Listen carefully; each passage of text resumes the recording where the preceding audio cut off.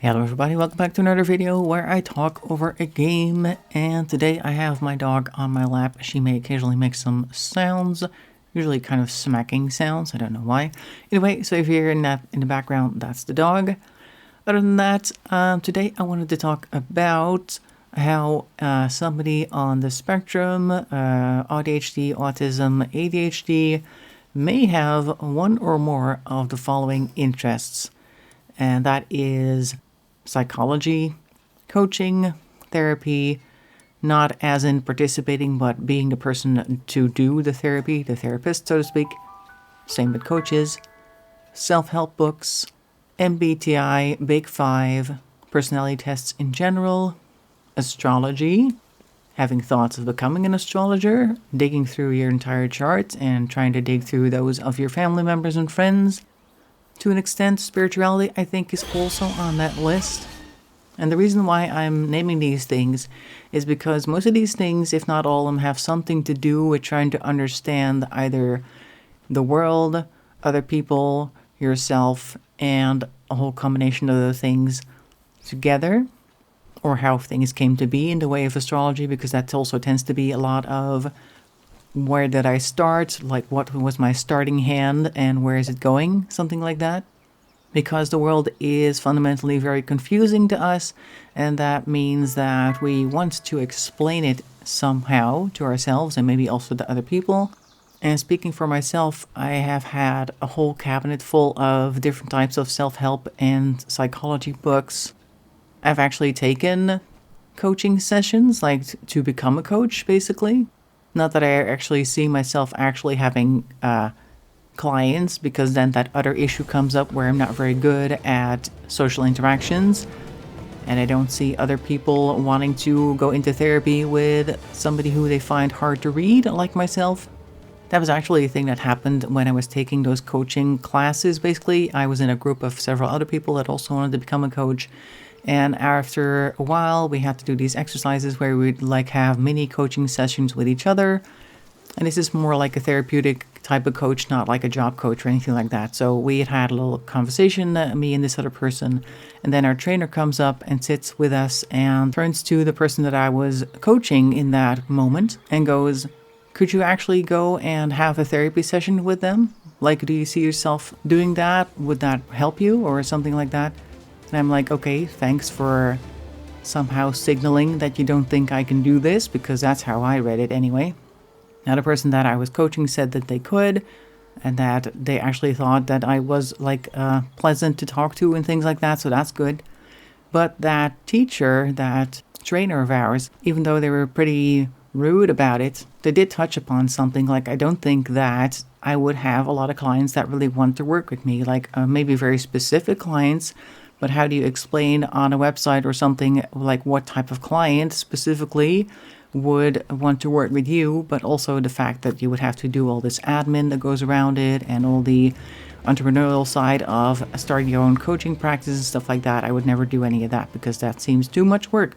So I wouldn't do it anyway. But I do have the certification. Like, it's not something that you can be like certified for in the sense that it is a protected job title, because it's not. Pretty much anybody can call themselves a coach, but you can like get training sessions to be an actual coach that will give some type of value to people, I suppose, like in a more structured setting rather than just sitting there and having the vibes do the work, or whatever it is that some people do when they just put the label coach on their door and expect that people will come and pay for whatever it is that they're doing down there. I don't know, not down there, but just in general, you know what I mean. But I have done that, and I've dug into my own astrological chart, and I even have software for that, so I can go into even more details and aspects and stuff like that.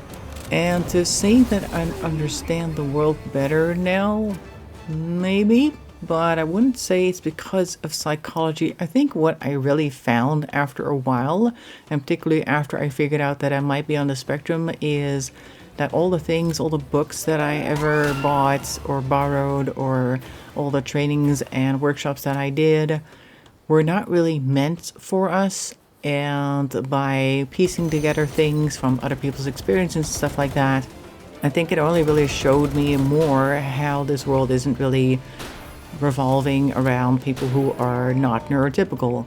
Not that it needs to be, but it's more like it's just proof that, particularly with self-help books, they are written for neurotypical people, and certain types of self-help books can actually be harmful for people on the spectrum because we take things too literally, or we're actually already very good at working through our emotions by being objective and stuff like that. That's usually not the issue. It's usually the opposite that we need. We need a way to contact our emotions and actually deal with them effectively. And I haven't seen too many good books on that. And of course, books may not be the best way to learn that. But also, how else are we going to do that? Because I don't know. There are probably lots of therapists out there who could potentially do that. But looking at myself, I think there is a hurdle to go over in order to actually physically go into therapy with somebody.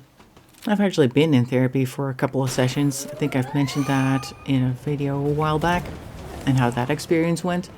And it wasn't great, and I found myself kind of like trying to be the best version of what this therapist wanted to see in me so that we would end therapy faster, because I really didn't want to be there. So basically I was masking for the therapist, which is always very useful, not.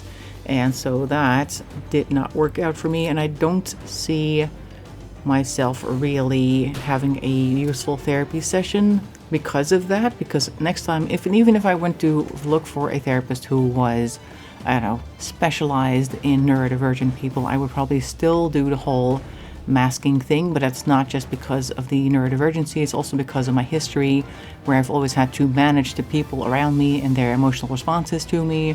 Like everything, whatever happened, I'm always fine because I don't need people to react to me, because the people that I grew up around would react very strongly, in a sense that it would make them panic and stuff like that, and I just need to make sure that nobody was panicking around me. And if I were to go into a therapy session and I basically start talking about the past and I notice that they're like, I don't know, empathizing or something, I would go, okay, that's too much for them apparently. I need to manage their response so that they go back to being neutral, or at least not so dramatic, or whatever I would label it as. But as far as understanding the world through self-help books, I think what I do understand more is how people expect the world to be, like how neurotypical people think the world should be. I got a good picture of that through all those books and all the psychology books, so it is useful, quote-unquote, for that, to kind of figure out what other people want. So I guess it's more of a masking manual than anything, which is also not necessarily helpful or healthy. That's the word I'm looking for. But I've yet to find the book that really matches what I experience. I've actually looked into a bunch of books on like autism and a couple on ADHD. And there was even one that claimed to be for people with AuDHD, but it didn't really help much. It just kind of went into describing experiences of people who had either ADHD or autism. And sometimes they also described an overlap, but it wasn't really for people with AuDHD. I think it was more meant as in for people who have to work with people with AuDHD, and then like a therapist field, like this is kind of what they're like, and not really for how to handle the world as somebody with that neurodivergent makeup, I guess. There are more and more books though on this topic, so I hope eventually we'll find a book that's good, at least something that works for me.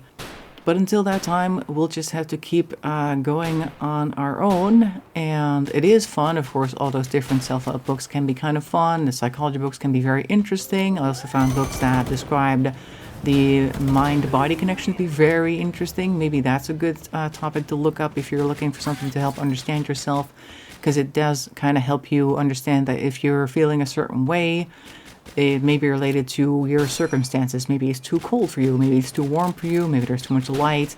Like you can kind of track your responses and then also the environment to see what is and is not a good position for you to be in.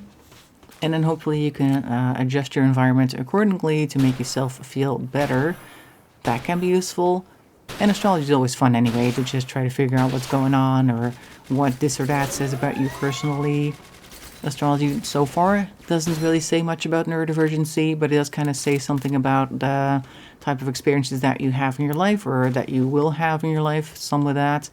Very vaguely, of course, it doesn't actually say on this date this and that will happen, but it kind of gives you some idea of what might be coming down the pipeline, and you can try to prepare accordingly. But that was just my thoughts on that topic. I'm going to have to call it here, though, because a thunderstorm is about to roll through, and that means we're going to have a lot of noise of that in the background. So I'll stop before then. Anyway, let me know in the comment section what you think on this topic. Have you found any books or things that really helped you? Any types of therapies? Any types of personality tests that you thought was very interesting? And everybody should definitely go check them out, and why. Love to hear it. I hope to see you in another video. Thanks for watching, and bye-bye for now.